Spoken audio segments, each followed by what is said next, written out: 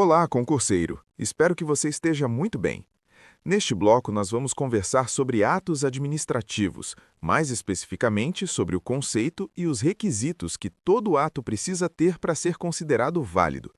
Esse é um tema central no direito administrativo e aparece o tempo todo em provas, então vale muita atenção. Vamos começar com uma ideia simples.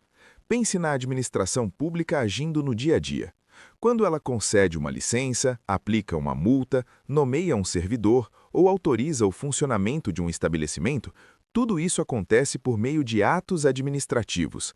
Em outras palavras, o ato administrativo é a forma como a vontade da administração se manifesta para produzir efeitos jurídicos imediatos, sempre com base na lei e voltada ao interesse público. Agora, faça uma pausa rápida e reflita. Qualquer agente pode praticar qualquer ato? Claro que não, e é exatamente por isso que a lei estabelece os requisitos do ato administrativo. O primeiro requisito é a competência. Competência é a autorização legal para agir. O agente público só pode praticar atos dentro dos limites que a lei permite. Imagine um servidor que decide conceder uma licença sem ter poder para isso. Mesmo que a intenção seja boa, o ato nasce com problema. O segundo requisito é a finalidade. Todo ato administrativo deve buscar o interesse público previsto em lei. Aqui é importante pensar: para quem esse ato está servindo? Se a resposta for interesse pessoal, amizade ou perseguição, temos desvio de finalidade, e isso torna o ato ilegal. O terceiro requisito é a forma. Forma é o jeito como o ato aparece para o mundo. Em regra, o ato administrativo deve ser escrito e respeitar as formalidades legais. Isso garante segurança, controle e transparência. Já imaginou decisões administrativas sem registro algum? Seria um caos. O quarto requisito é o motivo. Motivo é a razão do ato existir. São os fatos e o fundamento jurídico que justificam a decisão.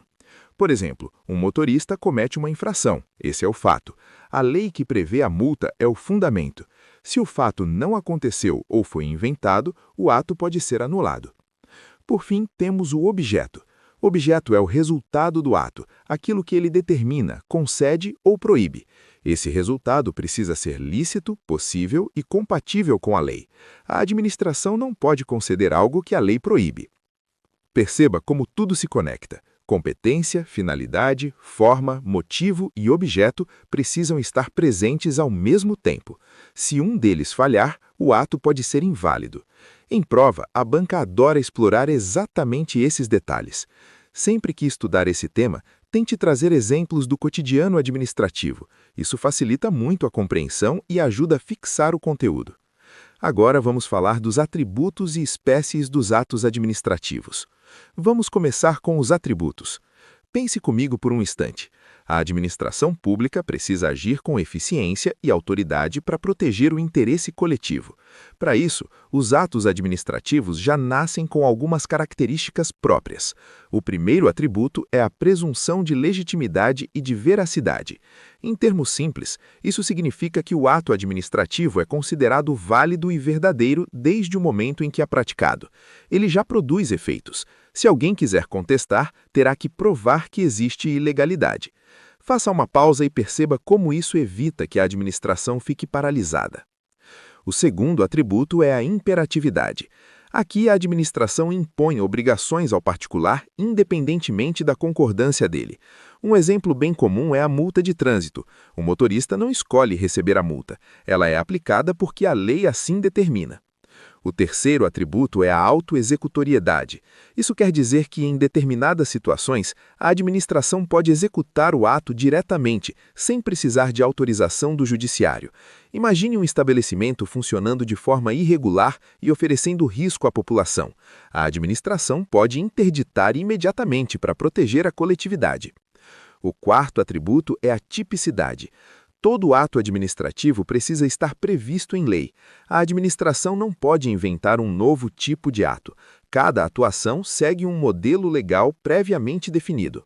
Agora vamos avançar para as espécies de atos administrativos. Aqui vale redobrar a atenção, porque a banca gosta de misturar conceitos. Os atos normativos são aqueles que estabelecem regras gerais. Eles orientam a atuação da própria administração e também dos particulares. Pense em decretos e regulamentos que detalham a aplicação da lei.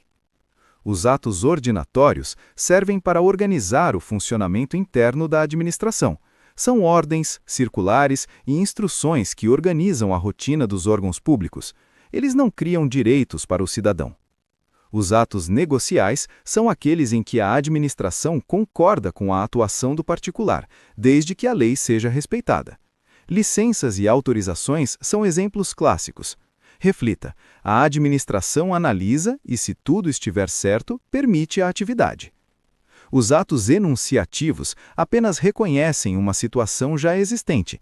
Certidões e atestados entram aqui. Eles não criam direitos novos, apenas declaram fatos. Por fim, temos os atos punitivos. Esses atos aplicam sanções a quem descumpre a lei, como multas e suspensões, sempre respeitando o devido processo legal. Perceba como entender atributos e espécies torna o estudo mais lógico e organizado. Isso facilita muito na hora da prova. Agora, o assunto da vez é classificação dos atos administrativos. Antes de tudo, pense comigo. Por que classificar atos administrativos?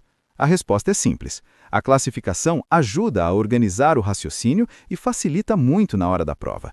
O mesmo ato pode ser classificado de várias formas, dependendo do critério usado, e isso confunde muita gente. Vamos começar pelo critério do destinatário. Aqui nós temos os atos gerais e os atos individuais. Os atos gerais são voltados para um número indeterminado de pessoas. Imaginem um regulamento, que vale para todos. Já os atos individuais têm destinatário certo, como a nomeação de um servidor específico. Pare um segundo e pense. A quem esse ato se dirige?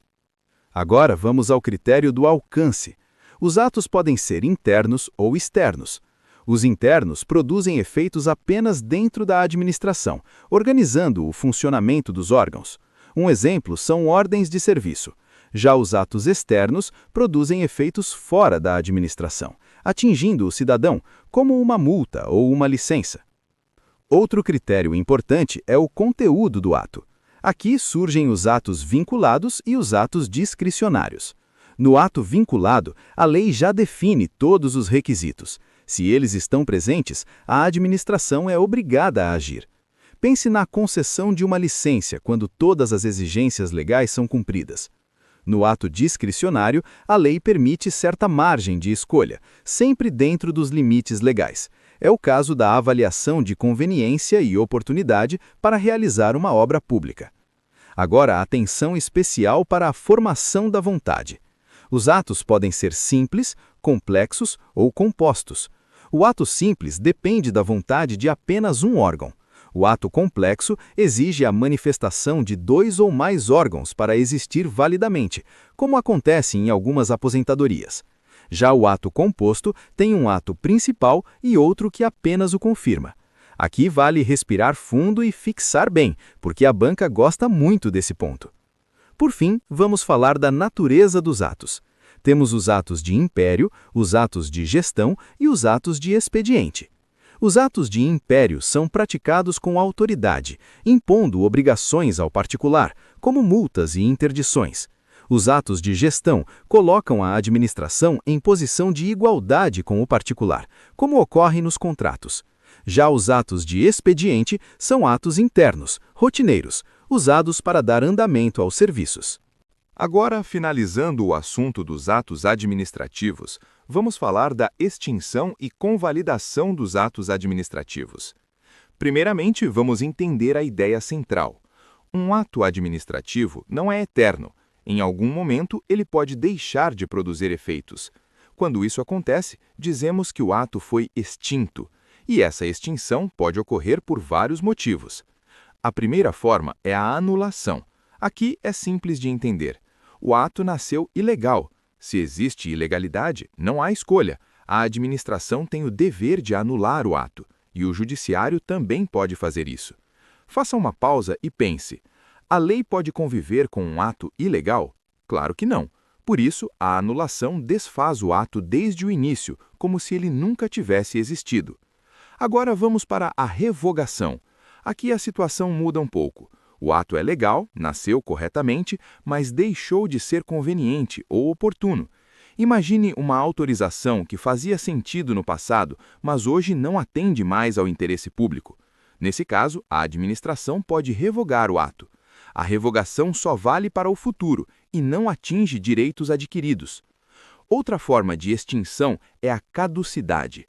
Ela acontece quando surge uma lei nova que torna o ato incompatível com o ordenamento jurídico.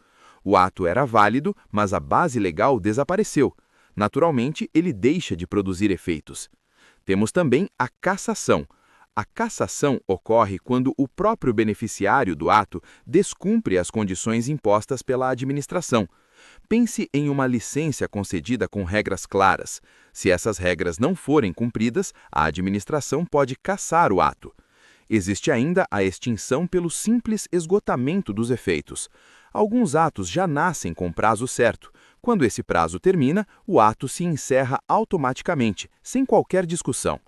Agora vamos mudar um pouco o foco e falar da convalidação. Convalidar significa corrigir um ato administrativo que nasceu com algum defeito, mas que pode ser ajustado sem prejuízo ao interesse público. Aqui é fundamental parar e refletir. Todo vício pode ser corrigido? A resposta é não. A convalidação só é possível quando o vício atinge a competência ou a forma, desde que não haja prejuízo a terceiros nem ao interesse público. Se o problema estiver na finalidade, no motivo ou no objeto, não há o que corrigir. Nesse caso, o ato deve ser anulado. Quando a administração convalida um ato, ela aproveita o que foi feito e corrige o defeito, mantendo os efeitos desde a origem. Isso traz segurança jurídica e evita desperdício de tempo e recursos. Em prova, sempre faça esse raciocínio com calma. O ato é ilegal ou apenas inconveniente? O vício é sanável ou não? Essas perguntas conduzem à resposta correta.